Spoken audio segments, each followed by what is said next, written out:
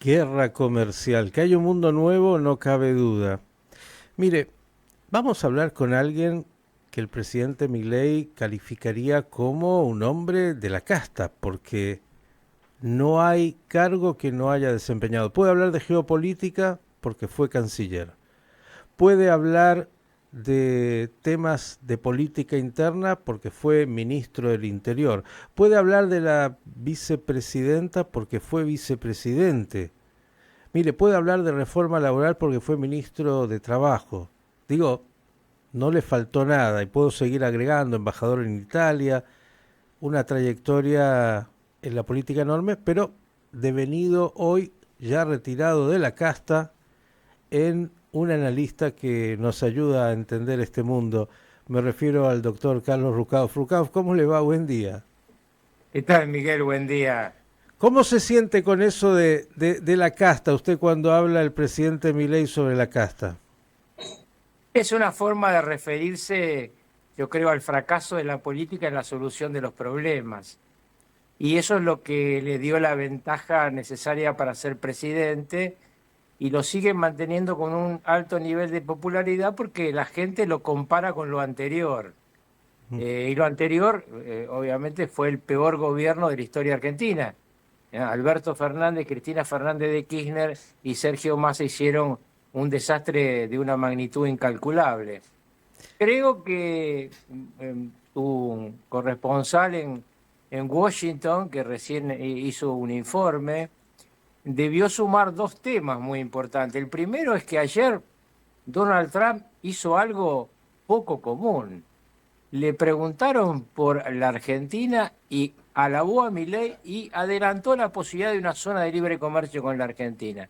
Y la otra es que anoche, a última hora, Donald Trump ordenó pausar la ayuda militar a Ucrania y al mismo tiempo, como novedad, que seguramente vos que estás informado la tenés, pero vale la pena decírselo a tus televidentes y oyentes, hace aproximadamente 2 horas se filtró la presentación de Egipto en la cumbre de Doha, estableciendo un plan de paz para Gaza sin Hamás. Yo creo que son tres noticias internacionales que a tus seguidores le van a encantar desarrollar. Desde ya, por eso lo tenemos y mire que todavía me olvidé entre tantas cosas, fue gobernador, también pude hablar de la provincia de Buenos Aires, pero vamos a ver, primero entonces vayamos por la política internacional. Donald Trump es sin duda un presidente atípico, ya lo sabíamos, pero bueno, ahora con la acumulación de poder que tiene, es como que está desenfrenado, lo digo así. A ver, comencemos por el tema de lo que todos vimos, casi pobre Zelensky parecía un chico de escuela siendo reprendido por el director y por todos los que lo acompañaban. La verdad me dio hasta pena. ¿Qué nos dice de esto? Porque, claro, el mundo mira y dice, pero si Ucrania fue invadida por Rusia, los agresores son los rusos, y lo está retando a Zelensky y diciéndole, vení, firmá porque yo soy el que te manejo el tema y no tenés nada para decir al respecto. Vayamos a esto. ¿Cómo está, de acuerdo a su entender, esta posibilidad en el estilo Trump de que se arribe a un acuerdo finalmente entre Rusia y Ucrania? Primero, Trump es un hombre de negro y blanco, ama u odia. ¿Por qué le molesta a Zelensky? Porque Zelensky cometió el grave error durante la campaña electoral de apoyar explícitamente a Kamala Harris. Eso lo tiene atragantado como una espina. Entonces, la primera cosa que tiene es una animaversión, como tiene al revés un gran cariño por Milei, que hizo lo contrario. Porque los que se juegan en el medio de una campaña electoral de la superpotencia deben saber que si gana el otro el problema es grande, así como si gana el propio la ventaja también es grande. Segundo, Zelensky no se da cuenta que depende solo de Estados Unidos, porque él va a buscar a los europeos que lo empujan a un seguir adelante con una especie de anda que ya vamos a llegar nosotros, ¿no? Y es dramático esto porque no hay posibilidad militar de ayuda a la defensa de Ucrania si Estados Unidos pausa realmente la ayuda militar como anunció anoche la Casa Blanca. Yo creo que está claro que Putin es un dictador y un agresor. También está claro que los propios ucranianos, después de 3 años de guerra, deben querer una paz y me parece que está especulando el sistema de inteligencia norteamericano, que está muy metido adentro de Ucrania, como ustedes se imaginarán, con el descontento que ya se está produciendo con 3 años de sufrimiento. A veces los líderes que están en guerra no se dan cuenta que después para la paz la gente suele no tolerarlos. Caso más típico, Winston Churchill, realmente el héroe de la Gran Bretaña atacada por el nazismo, primera elección después de la posguerra, perdió. No será una paz justa, pero será la que le impone Donald Trump finalmente a Ucrania. No, yo creo que ahí hay una intermediación muy importante de un personaje que así como Milei es el personaje clave para Trump en Sudamérica, Giorgia Meloni es el personaje clave para Trump en la Unión Europea. Ella ha tenido 3 comunicaciones telefónicas que se sepa con el presidente Trump, tratando de buscar una solución intermedia entre la propuesta de Trump y la necesidad de Europa de no quedar en una situación de debilidad frente a un hipotético triunfo en la negociación de Vladimir Putin. En el medio de todo esto, como siempre, están los temas económicos. Trump dice, gastamos en vos 500.000 millones de dólares, se refiere a Ucrania, ¿no? Ya bajó un poquito, ya Devolvelos. dijo que eran 350.000, pero no importa, es No importa, un detalle. las cifras son descomunales. Eh, y las cifras son descomunales y la primera reflexión que quisiera hacer respecto a esto es cuánto ganan muchos con las guerras, Las industrias de ¿no? arma, sin duda. ¿Mm? Porque ayer yo escuchaba al premier británico diciendo que iba a haber un crédito, no un regalo, un crédito a Ucrania para comprar armas, y al día siguiente la principal empresa armamentista de fabricación de armamento británica subió un 12% en la bolsa, ¿no? Todo tiene una explicación económica. Lo que quiere Donald Trump es que le dejen acceder a las tierras raras que tiene Ucrania en su subsuelo. ¿Y por qué esto es importante? Porque se trata de mucho más que el dinero. Se trata de la posibilidad de la preeminencia en el siglo XXI entre China y Estados Unidos, porque esas tierras raras, expliquémosle a la gente, sirven para la industria militar más avanzada y sirven también para todo lo que es la industria cibernética. Entonces, esos 17 elementos de las tierras raras son muy disputados. ¿Por qué además apareció al comienzo de los primeros días de Trump, que lleva poco más de un mes, pero parece que llevará meses, el tema Groenlandia? Claro. Porque abajo de la turba, abajo del subsuelo de Groenlandia, hay un gran reservorio de tierras raras. Yo le decía que el doctor Rukauf por algo fue canciller y entiende, él está dando un panorama. Parece que al presidente Trump, además de ser un empresario muy claro y que como empresario va hasta el final, apuesta el doble de lo que tiene, sabiendo dónde quiere. Le gustan las tierras raras, ya dijo Groenlandia, ya habló de las tierras raras en Ucrania, y vamos a otra tierra rara, Gaza, porque también ahí tiene un proyecto, más allá de que hoy, como usted dijo, la Liga Árabe va a presentar un contraproyecto. Sí, pero ese contraproyecto es primo hermano de los deseos de la Casa Blanca, no se equivoquen. Egipto con al-Sisi depende absolutamente de Washington. Como dependía Mubarak, le sacó Obama la alfombra y llegaron los hermanos musulmanes. En consecuencia, el general al-Sisi, que es un presidente con mucho poder en Egipto, depende de Estados Unidos y tiene otra vez un rencor profundo de los militares egipcios porque ellos no olvidan que durante el gobierno de los hermanos musulmanes que los persiguieron, el principal apoyo fue el de Hamás. Con lo cual usted nos está diciendo, doctor Rukauf, que la palanca decisoria finalmente está aquí en el norte, en Washington. ¿Qué pasa? Porque hay otra que dicen que tiene su peso, pero lo hace de una manera totalmente distinta, en silencio, Xi Jinping y China, porque, bueno, de Trump es reality show permanente. ¿Cómo está esto en esta geopolítica, en este mundo que algunos dicen se está ordenando a partir de este planteo de guerra? Algunos dicen tercera guerra mundial. De hecho, Trump lo dijo el otro día a Zelensky, nos está llevando. Bueno, todo lo que vemos en el reality, pero lo que después pasa en terreno en realidad. ¿Cómo ve este reordenamiento? Bueno, respecto a China, está cumpliendo Xi Jinping con una máxima de un libro que es muy importante en China, históricamente, que es El arte de la guerra, que dice que cuando dos enemigos tuyos están peleando no los distraigas.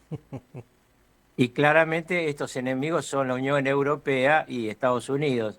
Enemigos peculiares, porque ojo que el intercambio comercial entre China y Europa y entre China y Estados Unidos es muy grande y siempre por abajo de lo que vemos en el escenario hay negociaciones.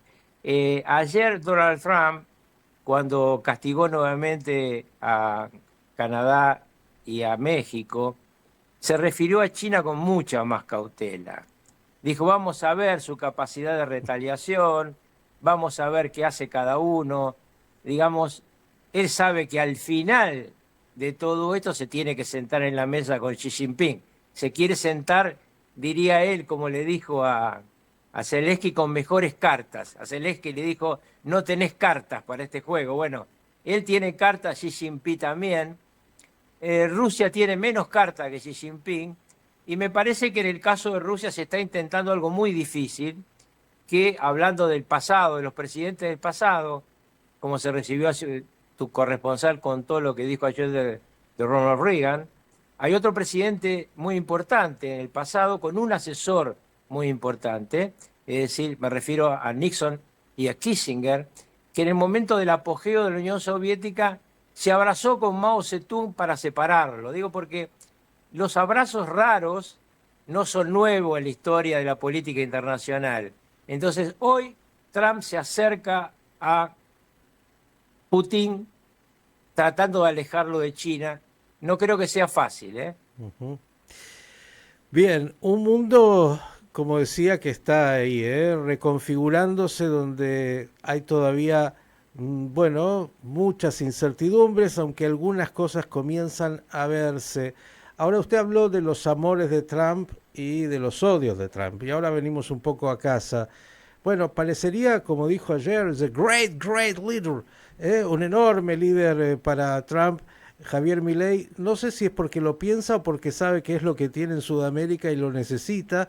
Ahora digo, ¿cuánto esto puede ayudar en serio cuando se habla, por ejemplo, y lo dice el presidente Milei, del Tratado de Libre Comercio? Y si esto es bueno para la Argentina, ya no entramos en el tema del Mercosur, que es un tema por sí mismo, sino ¿qué significaría para la Argentina tener este Tratado de Libre Comercio con Estados Unidos? Bueno, sería un paso gigantesco porque los tratados de libre comercio con la superpotencia implican un intercambio comercial y una capacidad de inversión en la Argentina muy grande. Una sola explicación para nuestros televidentes. Un tratado de libre comercio con Estados Unidos significaría que cualquier fábrica norteamericana de automóviles se ponga a fabricar en la Argentina porque serían norteamericanos desde el punto de vista jurídico. Para dar un solo ejemplo, pero piensen en litio, piensen en gas, YPF que ya está creciendo de una forma impresionante, pegaría otro salto fundamental, petróleo, obviamente agua, que es uno de los grandes temas de este siglo XXI. Hoy un litro de agua en algunos países de Medio Oriente sale igual que 3 litros de petróleo crudo. Así que Argentina tiene mucho que ganar. Obviamente son acuerdos que hay que hacerlos con mucho cuidado, con lápiz y papel, viendo qué incluye y qué excluye, porque, y además los tiempos en lo que se va aplicando ese convenio. Pero lo más importante de la definición de Trump de Milei como su hombre al sur del río Bravo, tiene que ver con lo inmediato, es decir, Fondo Monetario Internacional, Banco Mundial, BID y CAF. Y en eso va a haber una ayuda muy, muy grande, lo vengo diciendo de hace rato, pero muchos acá creen lo que dicen los que analizan la realidad norteamericana como si hubiera estado en diciembre del año pasado. Acá cambió todo en el mundo y en América, y así como tiene un problema Europa con Estados Unidos, pero no toda Europa, va a tener un problema en América del Sur, claramente Brasil y Colombia, viejos aliados de Estados Unidos, hoy alineados con China. Y esto porque acá tenemos mucho slogan de la soberanía, porque parecería, usted vivió en el gobierno donde las relaciones eran carnales con los Estados Unidos, un gobierno que de hecho este gobierno de Milei alaba mucho, pero bueno, este es un paso más aún. ¿Por qué no se logró en ese momento un tratado de libre comercio con los Estados Unidos? Y si realmente usted piensa que las condiciones hoy están dadas para que esto sí se concrete. Mire, nosotros lo firmamos, yo estuve presente el día que Bill Clinton y Carlos Menem en el Hotel Pilmore de Miami firmaron lo que se llamaba la Zona de Libre Comercio de América, el ALCA. Ese ALCA que era hermoso para toda América del Sur y que fue destruido por tres tipos perversos, Néstor Kirchner, Hugo Chávez y el actual presidente de Brasil, que es en realidad, junto a su Partido de los Trabajadores, el mentor ideológico del giro hacia China. La zona de libre comercio de América hubiera sido realmente muy importante para nuestros pueblos, pero ellos prefieren tener gente pobre, arruinada y manejarla. Yo creo que tenemos una oportunidad nuevamente, habrá que hacerla, como dije, con cuidado. Estos tratados se han hecho con cuidado, pero Chile tiene un tratado de libre comercio con Estados Unidos, la India tiene un tratado de libre comercio con Estados Unidos, y a ambos países le ha venido bien, y no importa que llegue un presidente comunista a Chile, nadie se le ocurre que hay que irse del tratado de libre comercio. En todo caso, hace otro tratado también con China, es decir, hay que negociar con todos. Bien. Yo siempre explico que el principal aliado de los Estados Unidos, creo que nadie tiene duda, en Medio Oriente es Israel. Israel, segundo socio comercial, es China. Usted nos anticipó además el trueno, yo escuchaba un ruido, digo, ¿qué pasó? Y ahora después lo escucho aquí también, por lo visto, las condiciones climáticas que tenemos. Y en este clima argentino tan particular, por un lado está todo esto que usted nos dice, la macroeconomía que Milei de alguna manera, a pesar de la necesidad de dólares frescos, la mantiene más o menos ordenada. Pero por otro lado vemos, bueno, la política siempre haciendo lo suyo y algunos golpes autoinfligidos por el gobierno, la Cryptogate, los desplantes de Santiago Caputo en la famosa entrevista, ahora en el Congreso. ¿Qué le pareció esto de media sesión de aperturas totalmente vacías en las bancas en el Congreso, la interna con la vicepresidenta, usted sabe lo que son esas internas? ¿Cómo ve todo esto pequeño de nuestro folclore y cuánto daño nos hace en realidad? Bueno, primero, el daño real hace muy poco, pero alimenta mucho las páginas de los diarios y de la televisión, porque obviamente nunca es noticia cuando un perro muerde a un hombre, sino cuando un hombre muerde a un perro, ¿no? Usted lo sabe porque es un periodista muy avesado. Yo lo que creo es que, primero, no de casualidad, desde 1937 al 2007, el único vicepresidente que terminó su mandato fui yo. Bien, ese es el... Entonces, siempre hay algunas disputas. Segundo, respecto al tema de Unión por la Patria, Unión por la Patria está en una división muy profunda. Yo que suelo hablar con los intendentes de la provincia de Buenos Aires, tengo muy claro que el enfrentamiento entre Kicillof y sus intendentes y Cristina Kirchner y sus intendentes es un tema que va a seguir agravándose. Pero claro, qué mejor cosa que buscar un enemigo externo, es decir, Milei, para tratar que se note menos, y por eso se fueron todos juntos de la Asamblea Legislativa. No votan todos juntos después, pero para irse de la Asamblea Legislativa es fácil, porque además un sábado le decís, andá que comete un asado en lugar de ir en una noche de sábado, de un fin de semana largo, decirle a los senadores, a los diputados del interior, quédate en casa, es mucho más fácil que decir venía a la Asamblea Legislativa. Bien, ahora lo que usted dice es muy claro, pero parecería que venía muy tranquilo más de un año este gobierno mostrando pocos golpes autoinfligidos y se ha pegado un par de tiros innecesarios. Por lo menos uno lo ve así, que lo único que hacen es darle un poco de aire justamente a esa oposición tan dividida. ¿Qué le pasa en ese riñón al gobierno de Milei?